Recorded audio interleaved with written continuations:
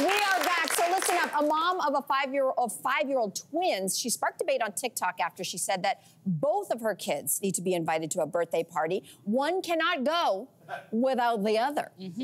So parents, non-parents, do we agree with the all or nothing invite policy with kids? I think yes. I agree. It's gotta be all, especially for young twins.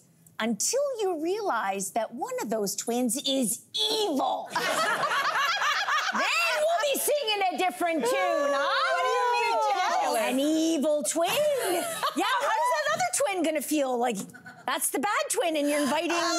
It's true. Isn't there always an evil twin? She's being sarcastic. Okay.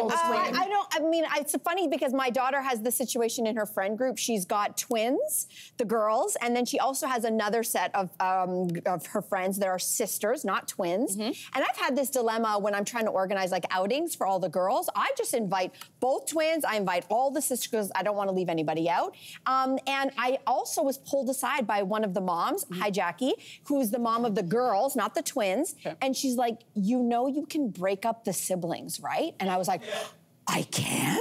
She goes, yes, that's a lesson for life. What's the age gap? The lesson, they're all within sort of 3 years of each other, right? All of them. So it's pretty close. I'm only 2 years apart from my sister, but I never did everything with my sister. But anyway, going back to Jackie's advice, she's like, this is called a lesson for life.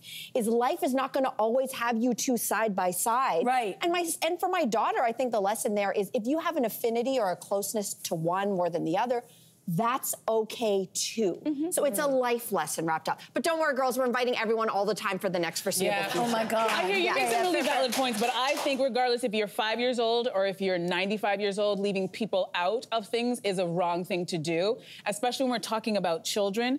And my question is, why are you leaving them out? Is this a financial reason, or are you just leaving them out because you don't like them that much? I think people don't realize when you leave people out, it always gets back to them and it makes them feel horrible. So to me, it's never ever worth it. Obviously, they're not going to continue through life. Like, there's a point of time when you're making your own friends. As individuals, if they're going to branch off and they're going to make friends, they're going to have different interests, and let them naturally have that. But if you're having a soiree and it's like everybody's going to have slab cake and some chips, just invite everybody. Well, what if your daughter, like I say in my daughter's case, what if my daughter was actually only friends with one of the twins and she's not actually close with the other twin? So where's the other twin? Does the other twin's in another classroom? No, first of all, just newsflash, twins don't roll side by side, arm in arm the whole day. I get that, but I'm still saying, you know what? If you know it's gonna cause a problem, because I think you have to know the situation, you have to know the people, because we can go through a million scenarios, but I always say, just invite it. It's either all or nothing. Either you can invite everybody or you're not inviting anybody. The one thing I'll say about twins... Because of her feelings? Yes, because especially with children, it's not worth it. Children, that kid is at home and they're so butthurt that they're not included that I don't think it's worth it.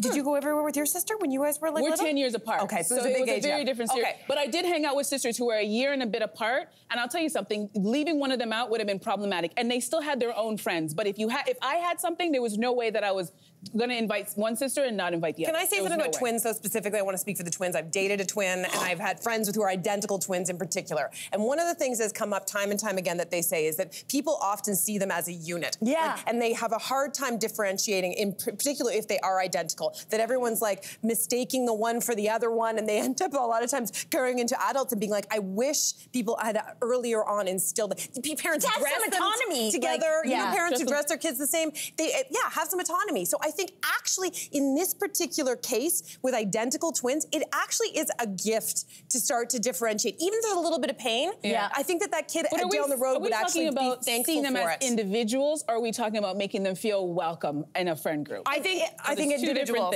I think individuals. I think they're individuals, but I think it comes down to the friend group. I mean, if my daughter happens to be really close with both of the twins, but if she was only close with one and is not really friends with the other, there's no reason why I should invite that other child. I'm sorry, and it's not. And then I would talk to the mom.